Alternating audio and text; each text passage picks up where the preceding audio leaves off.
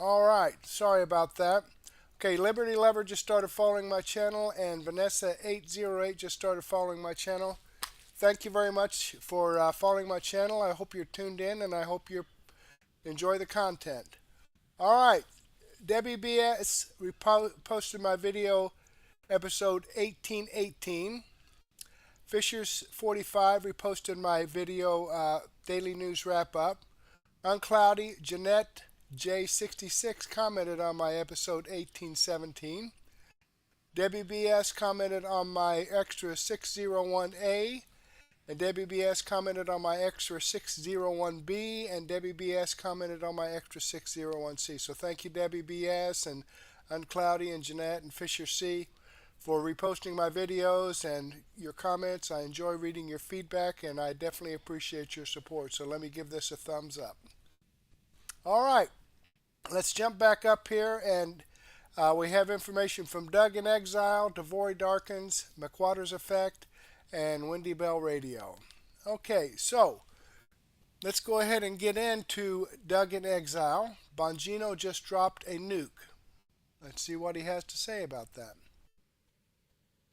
In my view, Dan Bongino is a real superhero. So is Kash Patel and Pam Bondi. So this show, I'm going to continue to underline their unique, incredible breakthrough news every day on how they're turning America around, in opposition to some people that say they need to be replaced and coming from the right. They're, of course, wrong. I'm going to continue to make my case because the tide is finally turning our way. Less and less people are feeling comfortable going, hey, that Pam Bondi girl, maybe she did something right. They'll go, for once, as if she's always been doing something wrong. These three have been working on these cases for almost a year. Welcome to Doug in Exile. This is where the Happy Patriots are, part of why we're happy. No BS, no conspiracies, just hard facts. Some of you want tabloid, and fine. I'm here to excite you with just facts, things that you can stand on and give you real evidence that the Trump administration is turning America around. Watch this. So here's Dan Bongino over on Twitter. Dan Bongino says, notice how the disgruntled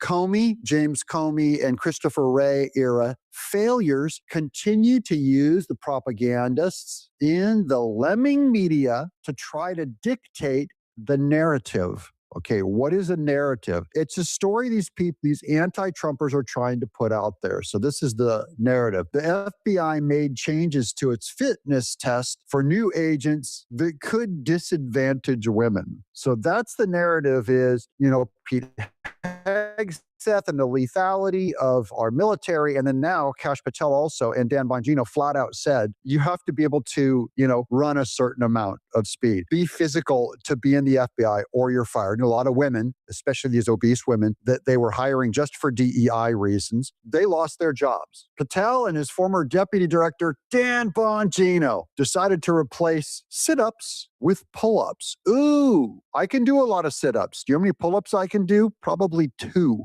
According to a senior executive, Bongino wanted to have men and women do the exact same number of pull-ups, which all of the data said would lead to losing a number of female recruits and potentially female agents that hadn't been tested for pull-ups before. Now, I support this because if you're an FBI agent, you need to be able to climb a wall. You need to be able to grab a pole and pull up your own weight. That's a minimum requirement. And a lot of women that can't do it, you're going to lose bad guys. It's nothing against women. It's certainly the obese women that I've been seeing them hiring. They can't do a pull-up, okay? So Dan Bongino continues, Kash and I absolutely made changes to the fitness requirements for agents. Agents work for you, the taxpayer, and they should be able to demonstrate the physical skills necessary to make an arrest. If you can't do the job, then you can't have the job, period. Have a nice day. If you guys support this kind of toughness, is this mean, or do we support merit in America? If you support this kind of toughness, let Dan Bongino know in the chat below. Tell Dan, we support you, Dan. These are correct. Because Kash Patel, Dan Bongino, these are just win after win after win. This is a brand new win. FBI Director Kash Patel has conducted another round of firings. So not just the DEI hires. Now it's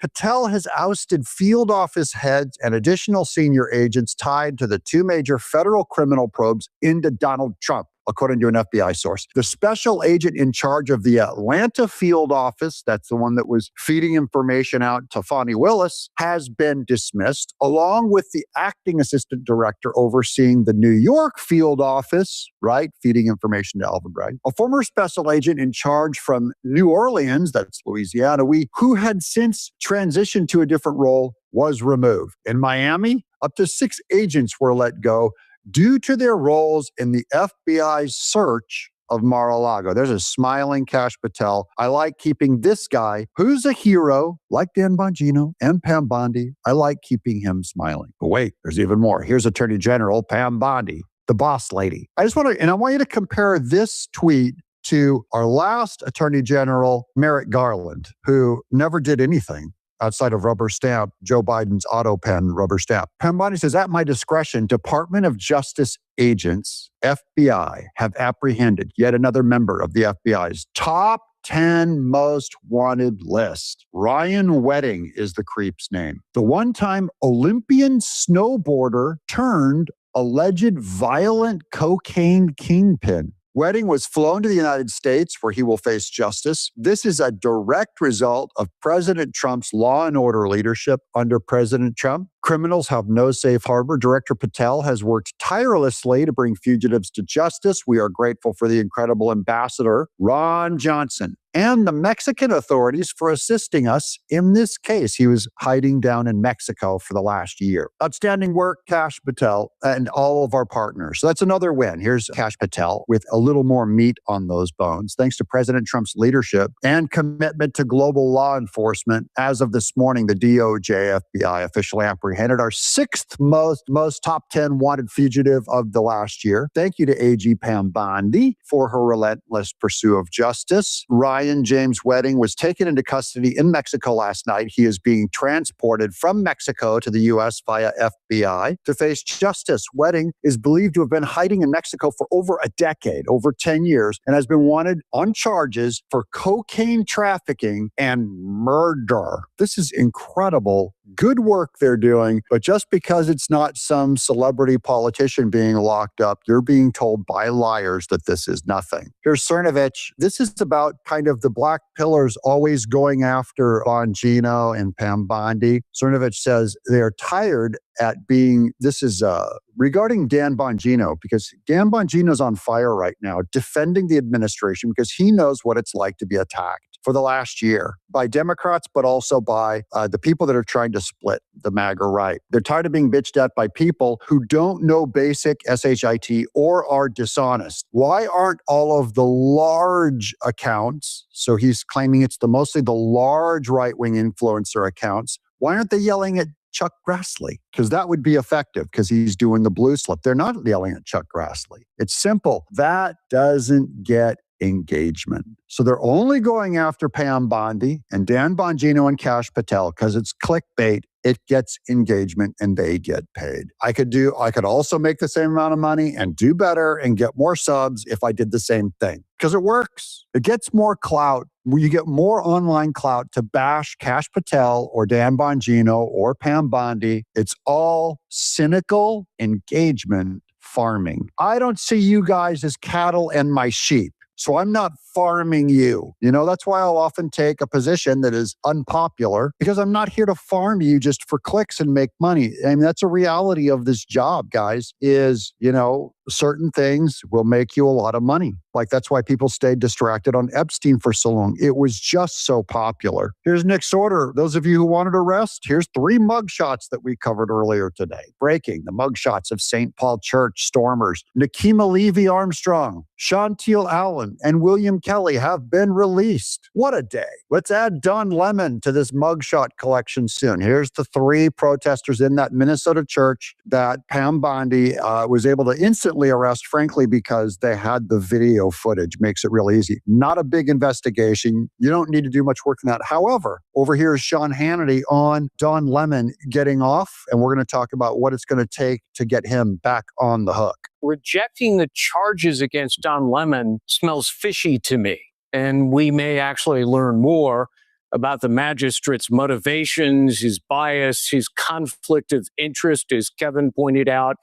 legally, the magistrate would have to have decided that these prosecutors did not meet the standard of probable cause. But, just personally disagreeing with the wisdom or fairness of bringing the case, that's not a valid ground for overriding the charging decision. So, Sean, I thoroughly expect the DOJ to do one of two things here: either bypass the magistrate by going directly to a grand jury for an indictment against Don Lemon, or go to a real district court judge, because, a magistrate is really just a ministerial assistant. He handles misdemeanors and warrants and He's like the Mayor McCheese. The magistrate is. We could still get Don Lemon because it sounds like the magistrate doesn't have the authority to block this. The other thing, it also explains why it would take so long for Pam Bondi to have to get Don Lemon. People are going like, where's the arrest? Where's the arrest? You realize she can't just go in and just throw the book at someone. In this case, to get around this magistrate, she'd have to put together a grand jury.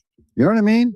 They have to go into the court system, put the case up, select the jury, present the charges, get them to agree to get Don Lemon, which, again, you're looking at Minnesota. I mean, if you're pulling it out of Minneapolis, you might get a bunch of woke Biden supporters. And then everyone goes after Pam Bondi. No arrests. Where's the arrests? I just want to see arrests. It's like, people are taking advantage of your ignorance of our legal system. You don't know how it works. They're trying to claim that as if there's some conspiracy of Pam Bondi not wanting to bust criminals. That's the agenda. They're going like, no, she sold out to Big Pharma. She has no interest in busting criminals. The accusation doesn't make any sense. She's an amazing patriot. Why would she be happy to drag her feet? Why would she be glad to be reluctant? And then all the conspiracy theorists start filling it in. The Jews are paying her. Big Pharma is paying her. There's no evidence of any of this, of course, but they have their giant woven stories based on no facts. Sorry, guys. I hope you'll stick around on this channel because I'd love to carry you into a place where you'll have better rational standing. I'm just trying to get myself, my people, aligned with what is true and what is rational. Speaking of, here's CBS News. Even from the other side, CBS News admits that Trump murder plummeted more than 20% from the year before, the single largest one-year drop on record. And 2025 might be the lowest murder rate in the U.S. since 1900, a new study found. This is the Trump effect, guys. I say this to my liberal Christian friends that hate Trump. They go like, I can't. He's immoral. He said to grab a woman by the hoo-hoo. He used the F word. He called Rosie O'Donnell a pig. He's crass. He's terrible. He said that we would bring the military against Greenland. I just can't support him. He's too evil. If you could not support Trump, then you do not get to take credit for supporting lowering murder in America by 20%. Does Jesus care about a lower murder rate? Do your good works, where you demand people say certain words, where you demand people not say the F word, is it more important to not say the F word or to stop 20% of the murders in a country? Do you know what good works are? I'm not saying Trump is a godly man. I'm saying his administration does godly stuff. And one godly thing against a certain commandment, do not murder. And Trump may not have any care for the 10 commandments, but he does the work. Are we just going to give people credit if they believe the right thing but won't do the work? That's the Republican Party. That's a lot of conservatives. Frankly, it's a lot of Christian pastors. You believe the right thing, but you won't do the work. And we're all stuck in this mess together, guys. So I'm one of you. Here's Dan Bongino. We're going to wrap up with, on that last news article from CBS. He said, I wonder if the media morons even read their own headlines. He goes, this is great stuff. He posted this. So this is, I appreciate two things dropping at the same time this morning. Here's the New York Times says Kash Patel's FBI has made America less safe. That's the headline at the New York Times. And then over at Axios, U.S. murder rate hits lowest level since 1900, report says. So the New York Times says, though Trump has made the murder rate 20% lower, the lowest since 1900, America is somehow less safe. I'm Doug in Exile. All right. Okay, there you have it, folks. Let me go ahead and show you that this video does come from Doug in Exile. I am subscribed to his channel. I've given him a thumbs up. I hope you do the same thing for me. Okay, let's jump back here, and thank you, Uncloudy. Talking about how Uncloudy went to Murtech.com the other day to catch up on the moving train wreck of geopolitical news. It's cornucopia of common sense journalism. Nice website, man. Thank you so much, Cloudy. I appreciate that. And folks, I do have the link to Mertech.com right here in the description box, the very first line. Click on that, and guess where it's going to take you? Mertech.com. All right? It's a free site. I don't ask for your name. I don't ask for your email address. I don't drop cookies on your computer. I don't have ads popping up in your face. All I have there is no nonsense, common sense, logic, and news so that you don't have to surf all over the internet. I do the surfing for you. I update the site multiple times a day so that you can get fresh new information every day. So it's not just, you go there one time. You go there every day and you're going to get fresh new information. All right? Okay, let's jump down here to Devory Darkins, ringleader of the $250 million Minnesota fraud scandal, snitches on state government leaders. Well, isn't that nice? Let's take a listen. So Amy Bach, who is the ringleader of the $250 million Minnesota welfare fraud scandal, moans that she lost everything. And as a result, she's starting to name names as multiple outlets have interviewed her after her conviction. As you guys know, this is just the tip of the iceberg regarding the fraud that's happening in Minnesota. I just find it so rich that people who commit these type of crimes are also looking for some level of sympathy. It goes on to say that the convicted mastermind of the staggering $250 million welfare fraud scam has moaned in a jailhouse interview about having lost everything as she faces up to 33 years in prison. Here's a photo of her in case you're wondering what she looks like. Yeah, she looks like she has a couple of screws loose. Let's keep going here. In her first interview about the scandal, she told CBS News that it was heartbreaking to be convicted of wire fraud and bribery. Not heartbreaking that you were defrauding children who actually needed food? How exactly does that work? In fact, she goes on to blame her woes on local officials. Quote, "We relied on the state. We told the state this site is going to operate at this address, this time, and this number of children. The state would then tell us that's approved." So essentially, she's obviously outing out the state leaders. She's saying, hey, listen, I committed crimes, but the state never bothered to actually do their job. That's not my fault.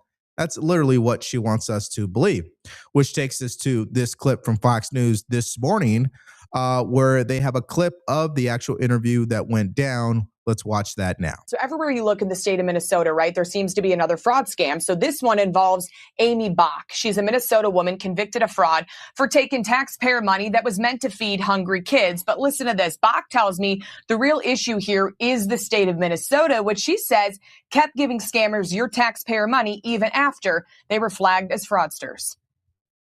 I have to believe that the governor's office and Keith Ellison's office were aware of this. They've said they were involved in helping the FBI. They've said they were made aware.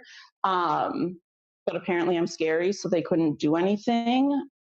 Yeah, so this is really turning out to be a disaster for the AG, Keith Ellison, because we know he took photos with some of the individuals who've already been convicted of fraud.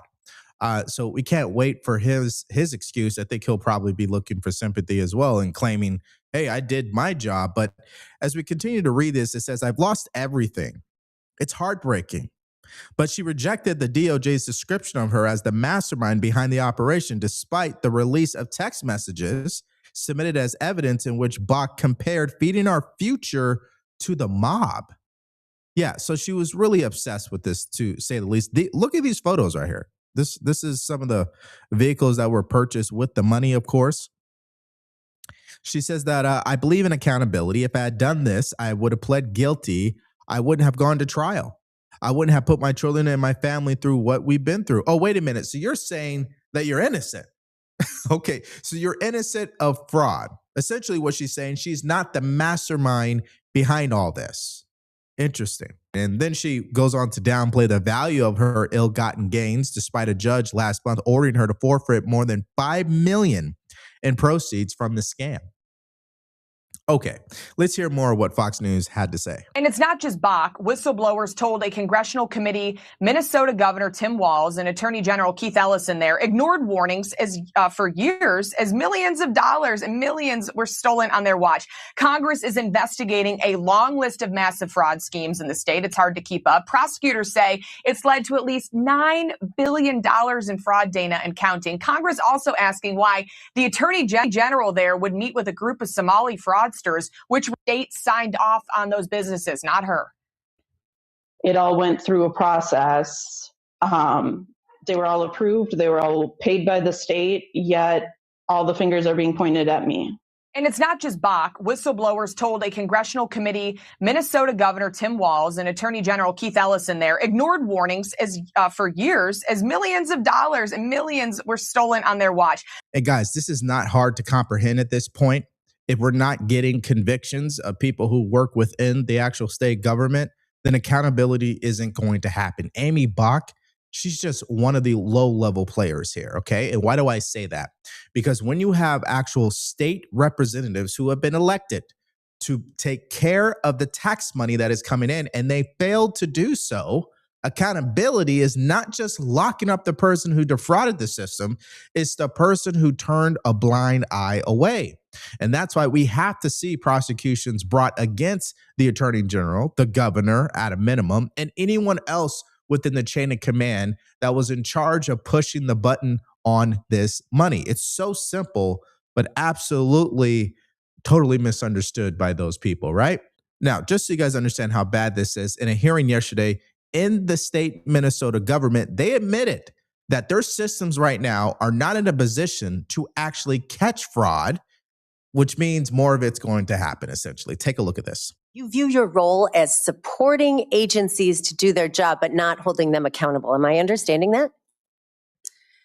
Madam Chair, we do not have a tool to hold agencies accountable. So what would that tool be? What do you need?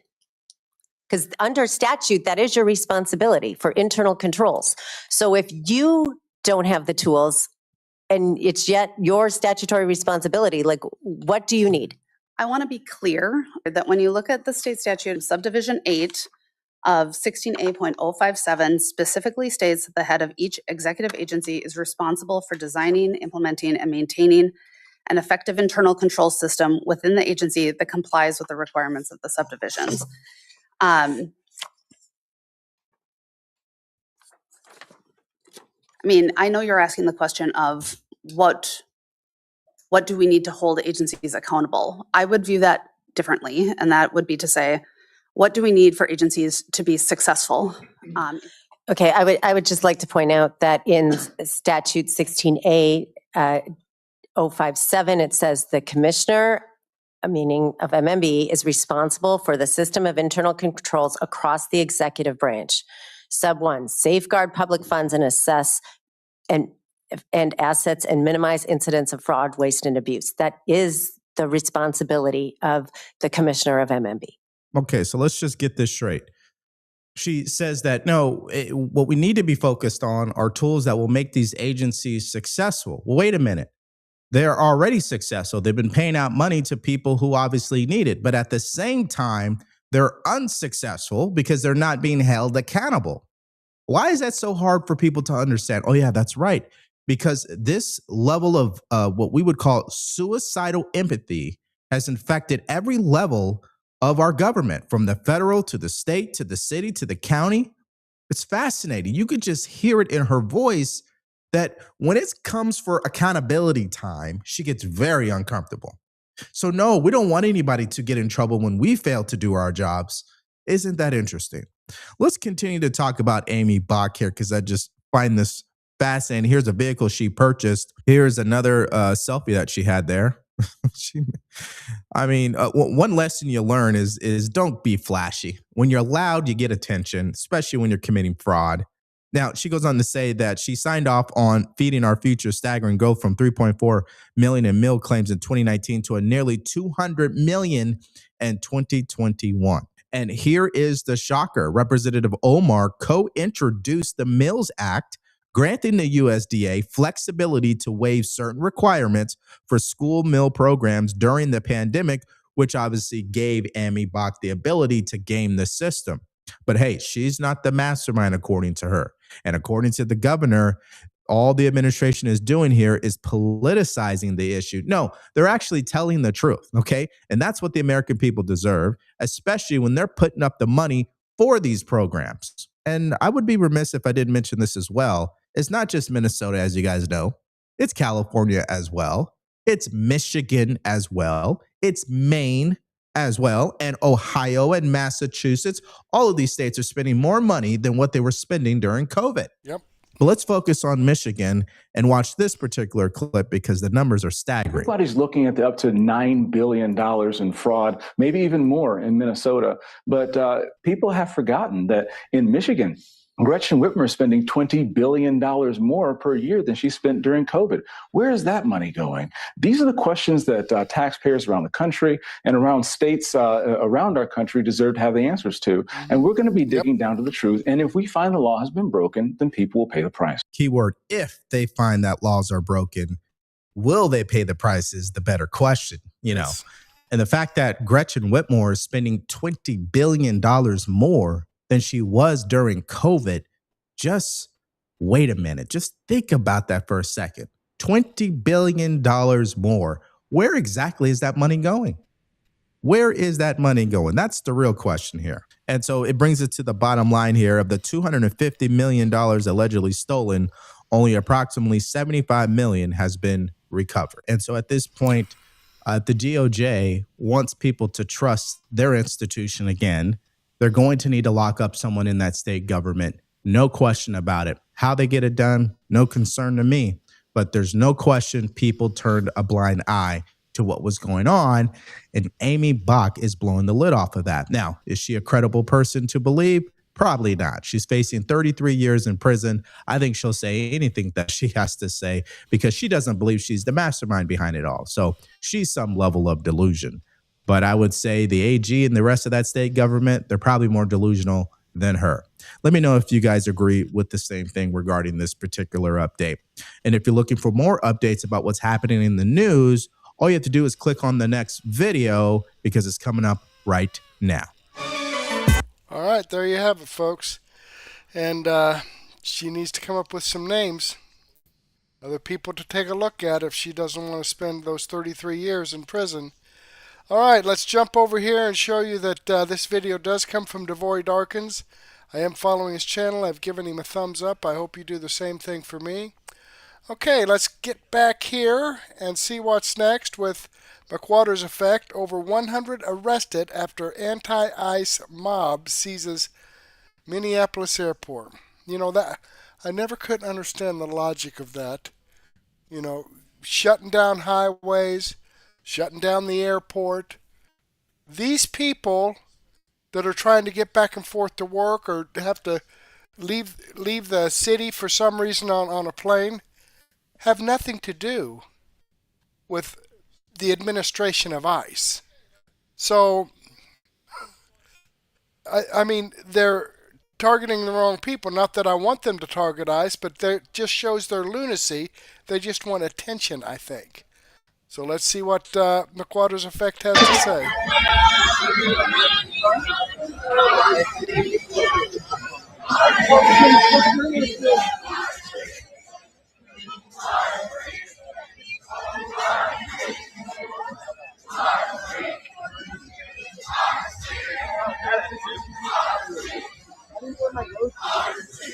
I don't know about you guys, but it looked like it's too damn cold to be doing that kind of thing. What's up, everybody? Welcome to the channel. Today, we're going to be talking about what's going on in Minnesota with this protest, and they decided to take over the airport in St. Paul. You know, I was looking, and you could watch it back.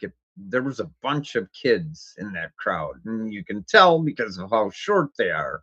So they used the day off school to bring their kids to this. Just fantastic parenting out of Minnesota here. What a shame. Guys, we're going to dig into this whole thing. We would appreciate if you would like, share, and subscribe. Now, this first video I'm going to show you is the reason they decided to go to the airport. Because I thought the airport is a strange place to go and protest at.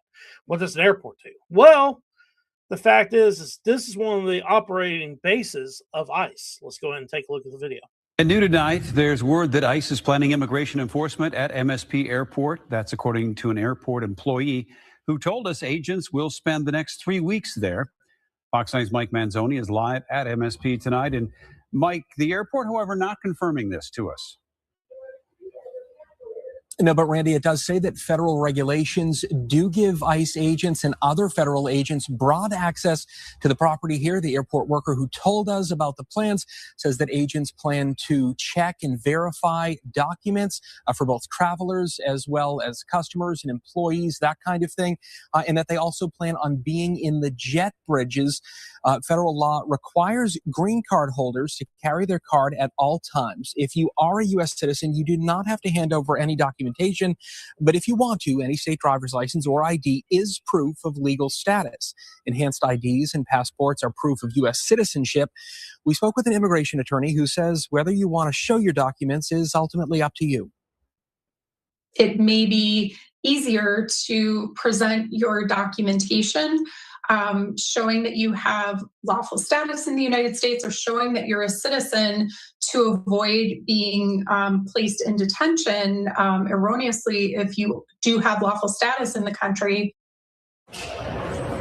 And we reached out to ICE for comment, but have not heard back. We're live at MSP tonight. Mike Manzoni, Fox 9. Now, I think the main reason they're actually staging here at the airport is because, number one, a lot of the hotels in this area in Minnesota will not house them because of political reasons. And also, it's a good place to get food as well, and a lot of people won't feed them either. So there's a lot of different reasons why they want to be there. Number two also is because at St. Paul, the airport there's been a lot of whistleblowers talking about baggage going through there with billions of dollars going to other countries such as Somalia and so on and so forth. So part of their shtick when it comes to ICE is immigration, customs, and enforcement. So customs means they can look at people's travel documents when they find something strange in their baggage, like millions of dollars of money. So this will fit in their purview of what they can look at when it comes to people that are coming into St. Paul or leaving St. Paul. So I guess what they accomplish is they shut down commerce and they hurt the state and the maybe the feds. They hurt the system that way, exert some kind of control over it. That would make sense. I don't think this will accomplish much, but they seem to have backed ICE into this corner, although there's several thousand agents there. So, I mean, we'll see what's going to happen. Okay, guys, now this next video we're going to go to is going to talk about the 100 people they arrested, and quite a few of them are actually part of the clergy. So let's go ahead and take a look at that video. 100 arrests at Minneapolis-St. Paul Airport. Garrett Tenney is live in Minneapolis with more. Garrett? Yeah, good morning, y'all. This was a protest all over the city yesterday. This was all part of what activists were calling a statewide shutdown to protest ICE. And this march and rally they had downtown was just massive. Thousands of people that were out here marching and bundled up in sub-zero temperatures. They were out here marching for a couple of hours, demanding that ICE leave the city. Over at the airport, more than 100 people were arrested at a demonstration organized by clergy, blocking traffic and one of the entrances to the airport to protest deportation flights. And while those protests stayed peaceful, over at the federal Whipple building, officials say a group of agitators showed up with a U-Haul filled with shields and riot gear to try and block agents from being able to head out on operations. They refused repeated warnings to get out of the road. You know, I put myself in a situation, what if I was a cop there? You know, you have people showing up with trucks full of shields and some kind of offensive weapons, sticks, whatever. And you have many thousands of people on the streets. Well, the answer to this, of course, is the Insurrection Act. If there was ever any reason to do that, you have it right here. Because here's the bottom line. You have, 100 to 1, or way more than that, between ICE and the general public. Now, even, cordon it down even further to the general public that's willing to come out and protest like this. And then you could even get smaller and who's willing to come out and riot and do like really bad things. And I think the number is high enough that you have to call the military in at this point. You have to set up curfews, you have to set up rules and get this city running again. Because if you don't, if you leave ICE there, what's going to happen is protesters are going to keep getting out of line and they're going to keep getting hurt and killed. I mean, that's just the reality here. Now, as you saw in that clip there, you had clergymen that got arrested for what they were doing when it comes to trying to shut down, or they actually got accomplished shutting down the, well, whether they did or the weather did, doesn't really matter, but the airport was shut down, and they decided to protest in the whole state to try to shut down all business and so on and so forth. They don't realize what they're doing to themselves. They're pretty much doing a mini COVID here, and it's going to hurt the economy awful there for a short period of time, but still going to hurt it. So I don't know what they're thinking, really, how they think that's actually going to hurt ICE. It's actually hurting themselves. Yeah. But the other thing else that's interesting is this U-Haul that came in with shields and riot gear. You know, the thing is, there has to be some funding for this, obviously. You know, and I talked about yesterday how the three primary funders of this is the Democrat Socialist Party, also the CCP linked groups, and the unions. You know, which would make sense why they would want to have the schools closed, because that's one of the unions that are involved in this. You know, and the question is, are they involved in actually paying for all these shields and riot gear? They need to look into this. And they also I also would like to know, if they look into it, what's the connections with this protest with Antifa? Because if they have the same funders, you know, then at that point, this is actually a terrorist backed protest or even riot, because it looks like it's starting to develop into a riot as time goes on. I believe it's turning into one now as we're speaking, and it's about 1:30 p.m. Eastern time. So as time goes on, it's probably going to escalate. Now, in this next video we have Steve Bannon talking about what's going on there and how he thinks it's time for the Insurrection Act. Let's go ahead and take a look at that video. And this is why this insurrection last night, they took over the airport in Minneapolis. This is only increasing. And people are saying, well, President Trump's getting very concerned about the optics. That's the new thing they've leaked to CNN. He's very concerned about the optics. Half measures will give you bad optics. Full measures will lead you to victory. And on this, we have to remove or set the conditions that they remove themselves 12, 15 million people. That's what's so catastrophic about this. And they knew what they were doing at the time, and they understood this would be a tractor pull. Go back to that speech I gave in Pinehurst back in 23. I think it was November 23. I said, hey, the convergence in the first, by summer of Trump's first year, the convergence of budget cuts on social services, coupled with, wait for it, mass deportations, will lead to a revolution in the streets. Because these people are not dumb. Now, they tried the No Kings thing, that flopped, but now they think they got something. Now they think they got a hook. That's why it's ICE constantly. It's ICE. It's ICE. It's ICE. Defund. Now, ICE was funded yesterday in the appropriations bill a couple of days ago. So they didn't want to take that fight, but they've taken the fight to the streets. And this thing is getting more and more serious and more dangerous every day. Yeah, there's absolutely no doubt.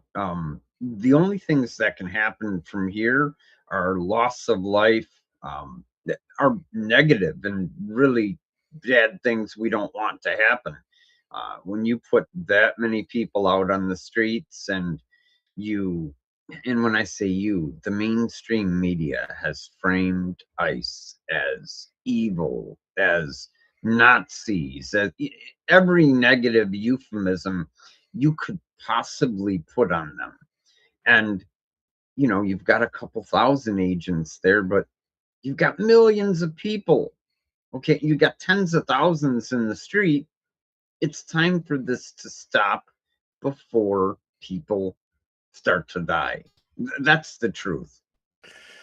Here's the crazy thing is the Tim Walz has not initiated the National Guard. I think it's time to. I think it's been time to.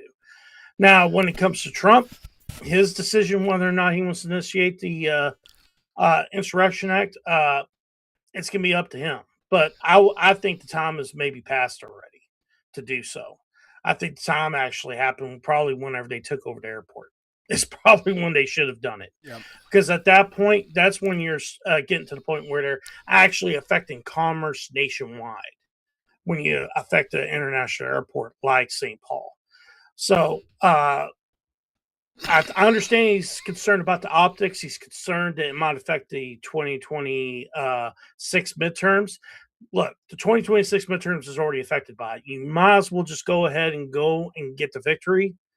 And then whatever comes, because really it's not about him. It's going to be about the Republican Party and what they have done since they've been in office. It has nothing to do with him when it comes to these elections because he's not even on the ballot.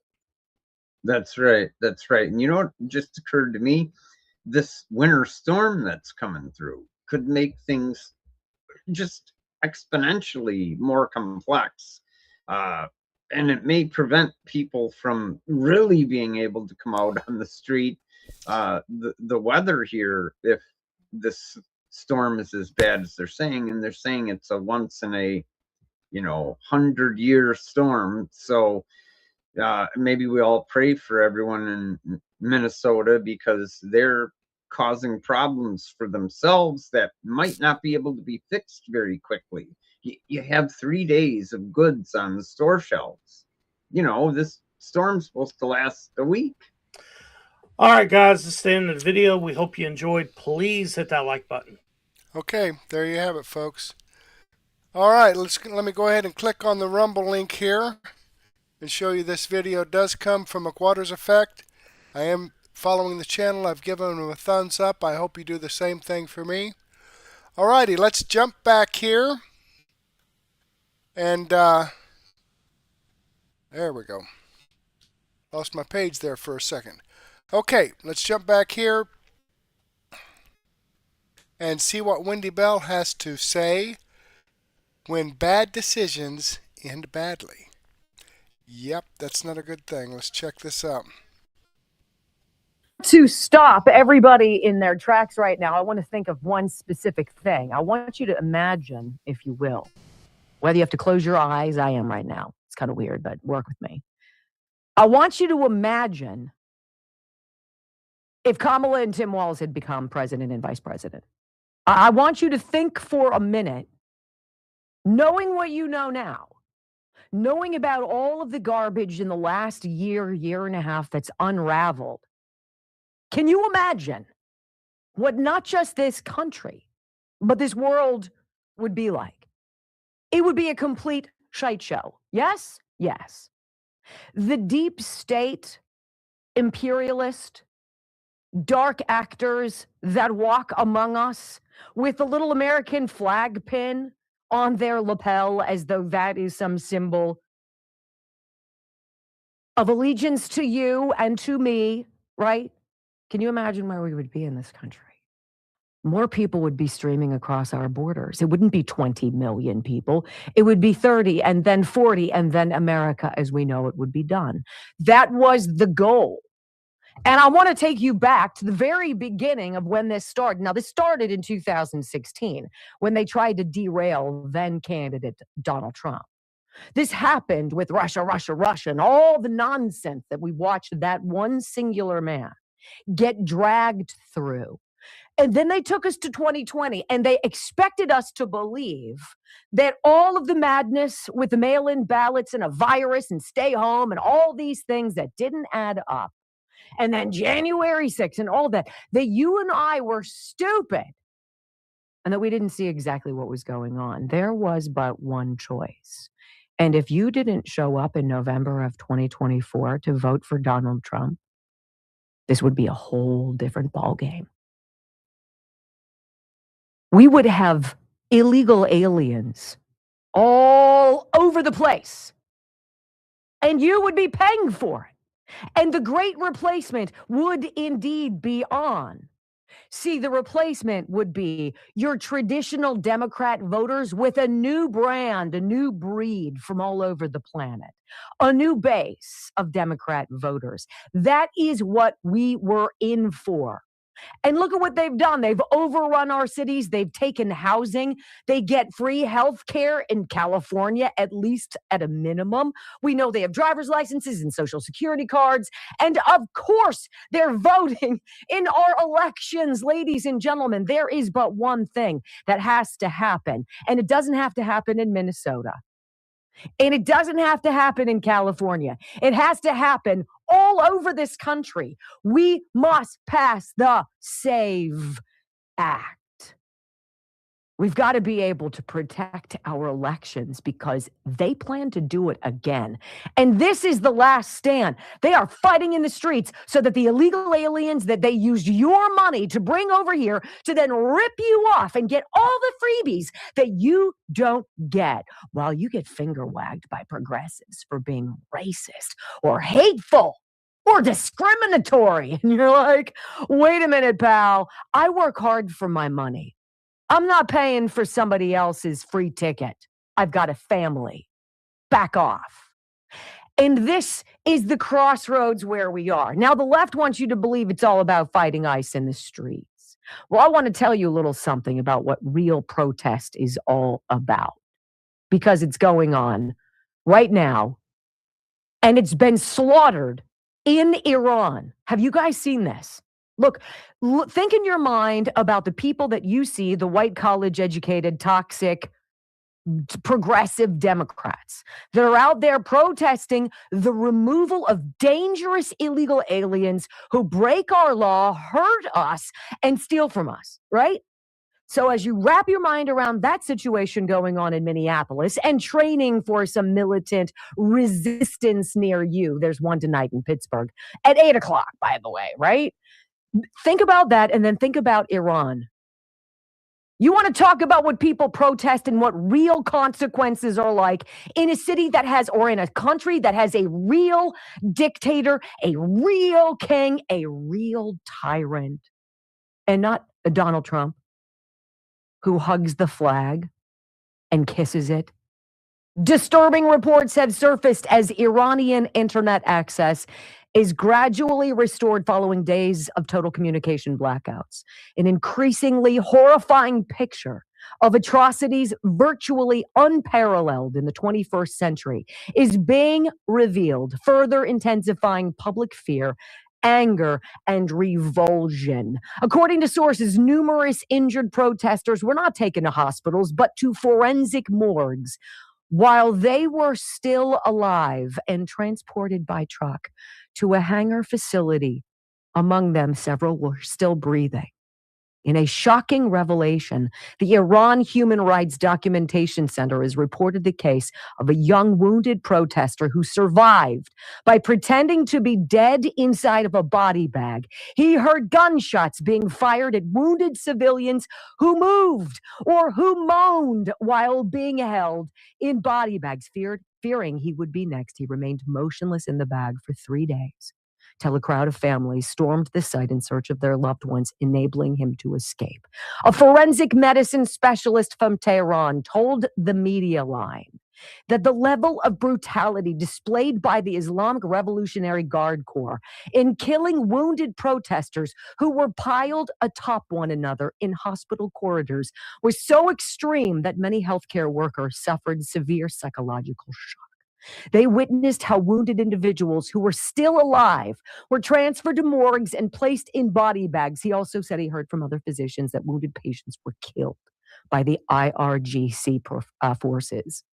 A professor who has investigated the massacre of protesters in Iran states that half of those killed never reached hospitals and that many other deaths were never officially recorded in medical facilities. He also confirms reports of protesters being found alive inside body bags. Healthcare professionals observed bodies that still had essential medical equipment attached, such as oxygen tubes, electrodes, and ECG monitoring leads. And they concluded that these individuals had been forcibly transferred to morgues while under treatment and left to die or shot and killed. The number is over 30,000. Now, here in America, 2 individuals are dead because of decisions they made. Decisions they made because a stolen election was allowed to go down. Joe Biden was allowed to be installed in his hyperbaric chamber. Barack Obama was able to do what he wanted, have his 3rd term, and accelerate the process of the destruction of America from within. These things would not have happened if the deep state had not done that, had they not gunned for Donald Trump in 2016, if Hillary Clinton hadn't done what she had done, James Comey, all of them, my friends. So as everyone points to Donald Trump as being the boogeyman in all of this, he, my friends, is the white horse, the savior, the only chance. And because of him, other countries around the planet are straightening themselves out and seeing the danger from within. By the way, right before we went on the air, I saw in the UK where immigration is absolutely insane, and so is the danger. They've just approved 15-minute cities. That was going to be America until you showed up. When we come back on the Wendy Bell radio program, let's hear from the older millennial. He's got about $1.17 to tell you what's going on really in Minnesota. And then we're going to talk about all of the law enforcement protests. You know, large majorities of Americans agree on what is acceptable protest and what crosses the line. And what crosses the line usually gets you killed. Next on the Wendy Bell Radio Network. All right, well, let's move this up here. Get you up here about the 23-minute mark. I'm the first to admit I'm not in.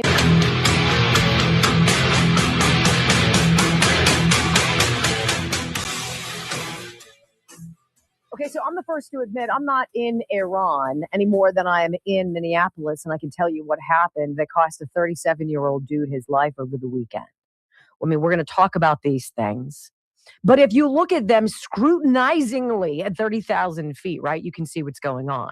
And when you look at it vis-a-vis real tyranny, real dictator, garbage, life and death stuff in Iran, that's what actual protest is. What's going on here in America, it's political theater. It's propaganda. It's based on no facts, but only feelings. And the older millennial knows exactly what's happening. He's like, look, this is called domestic terrorism. No question. Listen to what he says. What's happening in Minnesota is an organized domestic terrorist organization and should be treated as such. I know people like to pretend that this is just concerned citizens protecting their neighbors. But as of last night, when Cam Higbee was able to infiltrate their signal chat, we know that's not the case. This is a terrorist organization. They are dedicated to stopping the United States government, and Immigration and Customs Enforcement, from doing their job. Because let's be real about this, people. At the end of the day, that's what this all is. This is people in Minnesota thinking that they don't have to follow the law, thinking that the federal government is not allowed to enforce the law. Like we spent the last 4 years letting in millions of illegal immigrants, not tracking them, not counting them, just bringing them in. And now that Trump is in office, he wants to enforce the law. And that's all Immigration and Customs Enforcement is doing. And if these people were not interfering with them doing their job, nobody's lives would be in jeopardy. The only reason people are getting hurt or shot or killed is because they are a domestic terrorist organization dedicated to stopping the federal government from enforcing the law. And it's about time that Trump not only declared them as one, but started treating them like one too. 100%. And the terror organization winds its way all the way up into the highest echelons of Minnesota state government. And you're going to learn more about that later on in today's broadcast. Neapolitan News Service asked 1,000 registered voters, are each of the following legitimate forms of protest that should be protected by law? Yes or no? Criticizing government policy, 80% said yes. Marching through city streets, 72% said yes. Shouting slogans, no matter how crude or crass, yes. 70% said yes, that is a legitimate form of protest that should be protected by law. Blocking government officials from carrying out their duties, 70% no. Disrupting a worship service, 77% no. Using a car to block traffic, is that a legitimate form of protest that should be protected by law? 78% no. Making physical threats against elected politicians, 83% no. How about this? Are each of the following legitimate for ICE agents who are carrying out their duties? Arresting illegal immigrants who have committed drug crimes, 85% yes. Pursuing illegal immigrants who have committed violent crimes, 84% yes. It is an 85-15 issue, ladies and gentlemen. Don't let their propagandist optics change that. They need another victim to die in the streets. They need you not to pay attention to the fraud that's been going on. That is the idea. This gentleman, independent voter, says, you know what? I look at my country and I don't see Democrats and Republicans anymore. I see something very different. Right now, we're seeing a giant cultural shift when it comes to politics. What we're seeing currently is no longer Republican, Democrat. We're no longer seeing that. What we're starting to see currently at this present time is basically Americans and the left. And I know there's going to be a group of people on the left that don't want to hear that. They're going to sit here. They're going to call me right wing. They're going to call me a bunch of. But the problem is, you've pushed people like myself that are independent registered voters so far away that we're never even going to look to the left again, ever again. It would take a pipe dream in order for me to ever even look in the left's direction again. You guys have done everything you can to bastardize anything normal in this country. You've bastardized people having kids. You've bastardized straight couples. You've bastardized men and women wanting to stay in their separate bathrooms. You've bastardized people trying to keep sexual education away from children. What is going on with the left, bro? You've bastardized us wanting to keep the country safe. You've bastardized people being patriotic. You've bastardized people waving the American flag. You've bastardized being American. How can I ever vote in your direction again? Holy cow. Right? So, am I going to sit here and tell you I know what happened in Minneapolis over the weekend without any doubt?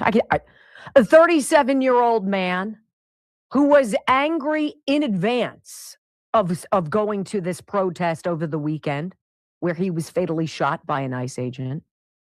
37-year-old nurse for the VA.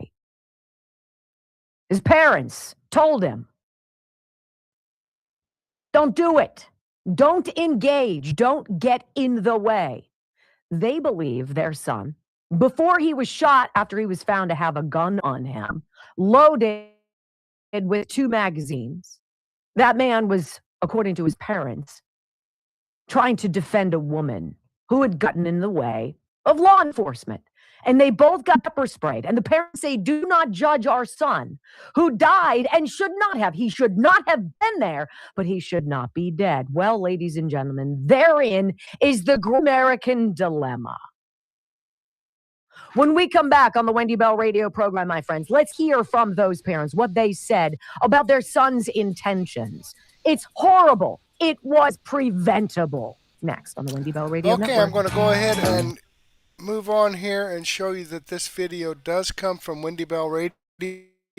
But if you look at them, I am scrutinize. following her channel. I've given her a thumbs up. I hope you do the same thing for me. Okay, that great information, and I'm going to go ahead and include this in my daily news wrap-up. All right, so there we go. Okay, before we move any further, let me go ahead and share some information here with Switch with Julie. Okay. Miss the America we grew up in? We invite you to be part of the nearly 2 million North American families that agree on many of our households.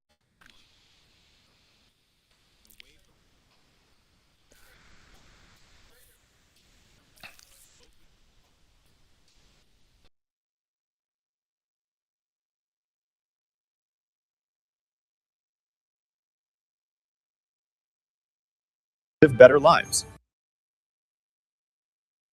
We grew up in. We invite you to be part of the nearly 2 million North American families that have switched where we shop for many of our household products every month while supporting American families and away from big box stores. Every month, we help thousands of families like yours vote with their dollars and switch to a responsible American manufacturer who produces eco-friendly products that are better, safer, and healthier for you.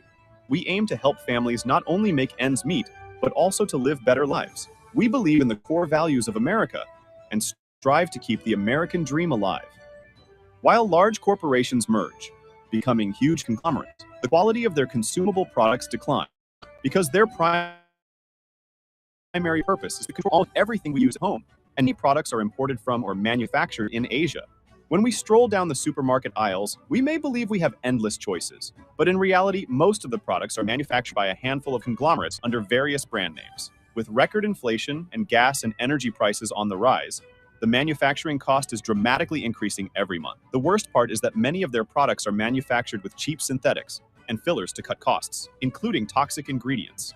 Check out the many lawsuits filed against these large corporations because some of their products cause skin and lung issues and even cancer, and switch to safer, healthier products made in America while supporting the American family and our values. Yes, we have discovered a better alternative, a US-based manufacturer with a track record of over 38 years of ethically producing safe, eco-friendly products with ingredients provided by local suppliers and farmers who hire American employees. This members-only shopping club is where more than 2 million families that have joined our movement buy high-quality, safer, healthier, and eco-friendly products from. When we shop American-made, we all win. We invite you to fill out the form on this page. There are no commitments. We will contact you to provide you with the information you are looking for, and hopefully you will see value in supporting our country. All right, great information there. You ought to check that out. But at any rate, I've copied the live chat into a comment here. Foxy Grandma joined us, so that's great. All right. Let me remind you folks that these videos that I've shared with you are videos that come directly from the producers. I've got the links to the videos right here in the description box, as well as the links to the producer's channel. I don't get any commissions or royalties for sharing this information out, but I do it because I want to share out the truth. There's been so much misinformation and disinformation and outright lies and propaganda out there that after the 2020 election, that's what I decided to do, is to make videos. I'm a retired computer programmer, information technologist, and I know how to create web pages, and I can fumble through making a video, and that's all I'm trying to do is get the truth out. And it would be great if you would share this information out with your friends, contacts, and family members. There's a share button right here. If you click on that, you can share this on Truth Social. You can email it out, X, WhatsApp, on Facebook. I'm going to go, or you can copy the link and paste it into any social media platform that you like. I'm going to go ahead and share this on Facebook. Right there, it's creating the post right now. There you go. All you got to do is click on that and then hit next, and it's going to post it. There you go. So there you have it. It's posting. All right, there you have it. And one other thing, Now that I'm here, let me go ahead and show you this. I posted a picture today on my Facebook account. Right here. This is what the bread aisle looks like at Kroger. And this was yesterday. I don't know, probably they got some bread in. There was a couple of packages of hot dog buns there. I went to the grocery yesterday. I had to get some milk and things before the majority of the storm hit. And here's the picture here of Kroger. Interesting, very interesting. Okay, let me go ahead and get back here. All right. These videos that I do share with you are videos that I've posted here on Mertech.com, where I have over 55 no-nonsense, common sense, logic, and truth videos, and you can ask Uncloudy. I've got a pretty good variety of information here for you. Now, I'd like to share all of this information with you, but unfortunately, I don't have the time. But I do have my daily news wrap-up playlist. I've got 22 videos in here tonight, about 9 or 10 hours worth of information. I'm going to start off with Wendy Bell, where I left off, and go on with Dr. Steve Turley, X-22 report, SGT report, Bannon's War Room, McWattersaffect, the Rubin report, redacted news, a lot of great information. So go ahead and take a break right now. Go ahead and grab a sandwich and a soft drink or a donut and a cup of coffee or a nice glass of wine and some cheese, and meet me back here at 9:30, and we'll get this going for you. Give me time to get my list, make sure it's all arranged correctly, and my Rumble studio is set up, and we'll get this going. But as of right now, I do want to thank you for the time that you spent with me. Hopefully, I'll get to see you again later, and may God bless.